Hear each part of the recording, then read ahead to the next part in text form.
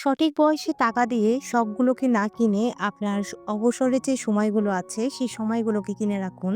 অনেকেরই এখন প্রশ্ন আসবে সেটাই বা কিভাবে কিনবো আর কিনেই বা কি করব?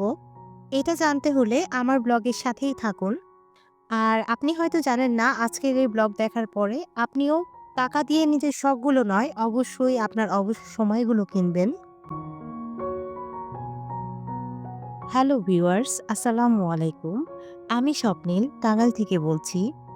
যে যেখান থেকে বসে ব্লগটি কন্টিনিউ করছেন, আশা করছি আল্লাহ তাআলার অশেষ রহমতে সবাই ভালো আছেন এবং সুস্থ আছেন।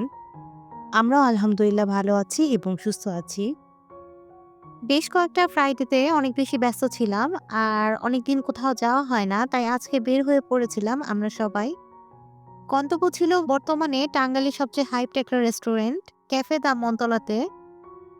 ঘোরাঘুরি ছোট, ছোট ভিডিও ক্লিপগুলোর সাথেই আপনাদের সাথে শেয়ার করব টাইটেল এবং থাম্বনেইলের যে কথাগুলো বলেছিলাম সে কথাগুলো। সময় এবং স্রোত কিন্তু কারোর জন্যই অপেক্ষা করে থাকে না। তাহলে সময় কিনেই বা কি করব? আর এই সময়ের মাঝে এমন কি বা আছে যে নিজের টাকা দিয়ে নিজের স্বপ্নগুলোকে না কিনে, ইচ্ছেগুলো না পূরণ করে আমরা অবসর সময়টাকে কিনবো? কিন্তু আমরা সেই সময়টাকে বুঝি না, যে সময়টা কেনা আমাদের জন্য ওই সময়টাতে খুব বেশি মূল্যবান ছিল। যে সময় আমাদের সামর্থ্য ছিল, কাজের আগ্রহ ছিল এবং কাজ করার মতো সক্ষমতা ছিল, সেই সময়টাকে আমরা ব্যবহার করেছি আমাদের ইচ্ছা পূরণ করে বা টাকা দিয়ে আমাদের শখগুলোকে কিনে।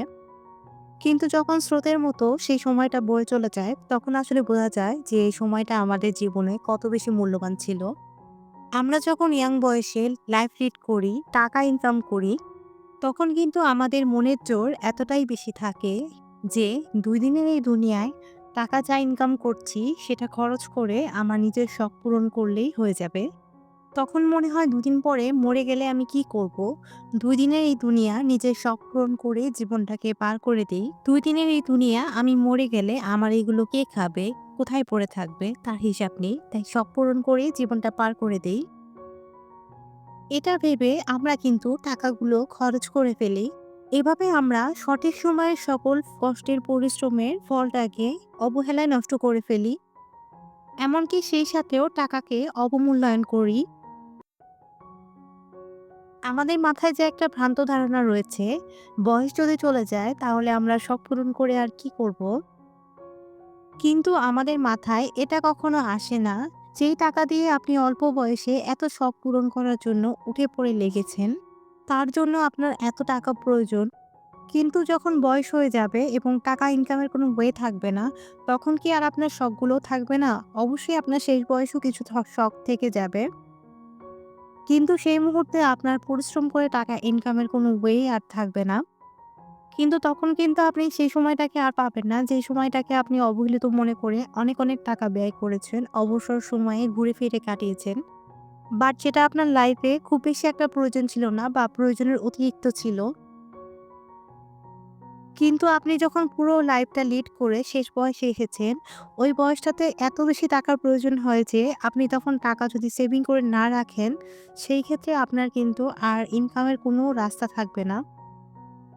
তাই আমরা চাইলেও নিজের শখগুলো বাদ দিয়ে অল্প, অল্প করে শখ পূরণ করে নিজের টাকাগুলো কিন্তু ধরে রাখতে পারবো। কিন্তু সময়টাকে কিন্তু ধরে রাখতে পারবো না। তাই সঠিক সময়ে অবশ্যই আমাদেরকে সঠিক কাজটাই করতে হবে। তাই সঠিক সময়ে আপনি যদি সঠিক সময়টাকে কাজে না লাগান তাহলে কখনোই জীবনে সফলতা সম্ভব না। তাই যখন বয়স্ক হয়ে যাবেন, টাকা ইনকাম করার কোনো পথ থাকবে না। তখন কিন্তু আপনি চাইলেও আগে যে লাইফটা লিড করেছেন, সেটা কিন্তু লিড করতে পারবেন না। তাই সবসময় জীবনে ব্যালেন্স রেখে আমাদেরকে চলতে হবে। যেই শখগুলো আমি ইয়াং বয়সে পূরণ করতে পেরেছি, সেটা কেন আমি যে বৃদ্ধ বয়সে পূরণ করতে পারবো না? কেনই বা আমার কাছে টাকা থাকবে না?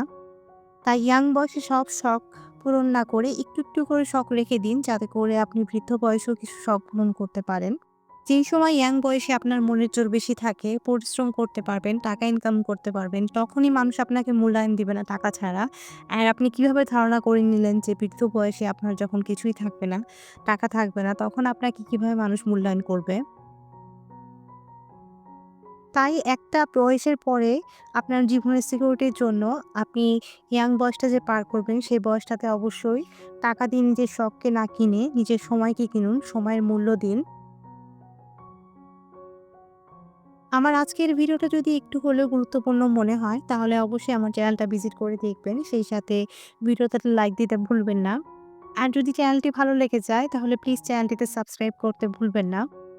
আর যারা অলরেডি এই কাজটি করেছেন তাদের সকলকে অসংখ্য ধন্যবাদ। আজকের মতো ভিডিওটি এখানেই শেষ করছি। সবার সুস্থতা কামনা করছি। আল্লাহ হাফেজ। আসসালামু আলাইকুম।